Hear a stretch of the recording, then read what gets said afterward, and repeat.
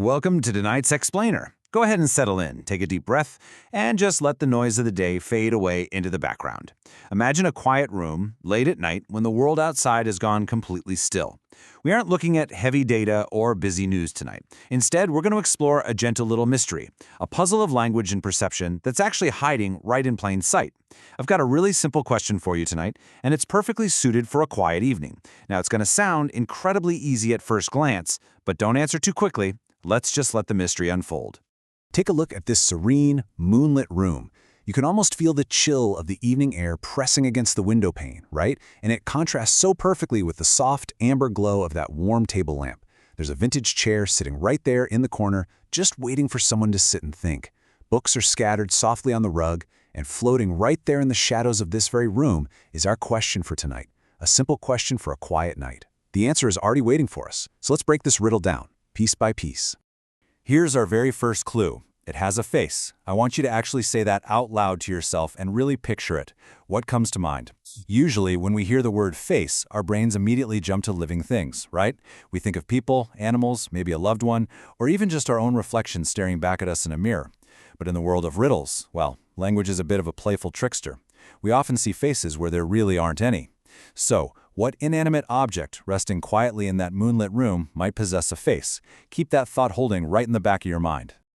Now we'll add our second clue into the mix, and two hands. This is where the puzzle really starts to narrow down our mysterious search. We're looking for something that shares our anatomy, right? A face to look out at the world, and two hands attached to it.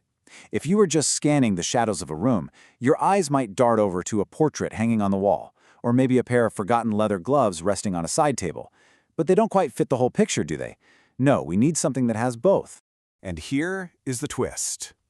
But it can't smile. With just a few simple words, the riddle completely shifts its weight. We can now logically and entirely rule out a living person. Whatever this object is, it has the physical features we usually associate with expression, with joy and emotion, yet it is completely incapable of feeling them. It has a face, sure, but it's entirely frozen. It absolutely cannot convey happiness or sadness or warmth. It simply exists in the quiet.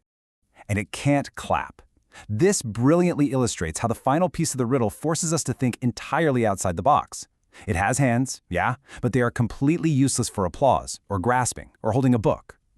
I actually want you to pause this explainer right here for just a moment. Sit in the quiet, look around your own room. Look at the walls, the tables, the shelves. What has a face and two hands, but can't smile or clap? Go ahead, take a guess. All right, did you lock in your guess? Let's play detective for a second and ponder some of those immediate suspects that jump to mind. Could it be human? No way. We already ruled that out. Humans smile, humans clap. What about a mannequin? Standing silently in a dark corner of a department store. Well, it has a plastic face, it has rigid hands, and it definitely can't smile or applaud. Or maybe a marble statue, beautifully carved, resting on a museum pedestal. They've got faces frozen in stone and hands that will never, ever move. So on paper, a statue, or a mannequin, actually fits the criteria perfectly. Face, yes. Hands, yes. Capable of smiling or clapping? No. But a good riddle always has a subtext, right? A hidden layer of life beneath the words. A statue is entirely static, it's just dead weight. But the target of our riddle? Well, there's an active, moving nature hidden just beneath the surface of the puzzle here. It isn't just sitting there doing nothing. Here's exactly what we're looking for. Number one, it has a face. But crucially, it has no eyes to see you. Number two, it has hands, but it possesses no fingers to touch you with. Number three, it cannot show emotion. And number four, it cannot applaud. We really have to think abstractly here. Think about how we human beings just love to borrow anatomical terms to describe the inanimate world around us. We give legs to tables, we give mouths to rivers, and we give faces and hands to, well, something else entirely. Now, listen closely. This is your ultimate hint. Even though it can't clap, every single second those hands keep moving. Tick, tick, tick, moving in a perfect, endless circle. Never stopping, never resting. Just a slow, steady march through the night, echoing out in the quiet. Think back to that beautiful, cozy room from earlier. The warm lamp, the shadows stretching out across the wall, the books on the floor. I told you at the very beginning that the answer was somewhere in this room, right in front of us the entire time. It's an object so common, so deeply embedded in the rhythm of our daily lives that we honestly forget it wears a human disguise. The answer is a clock. Think about it. It's a mechanical or electrical device designed for one incredibly simple purpose, measuring time. But what do we actually call the front dial where all the numbers live? We call it the clock face. And what do we call the pointers that sweep around that dial, faithfully pointing out the hours and the minutes? We call them hands. A face and two hands. So, what has a face and two hands but can't smile or clap? A clock. The absolutely crucial point here is how beautifully language plays tricks on our perception.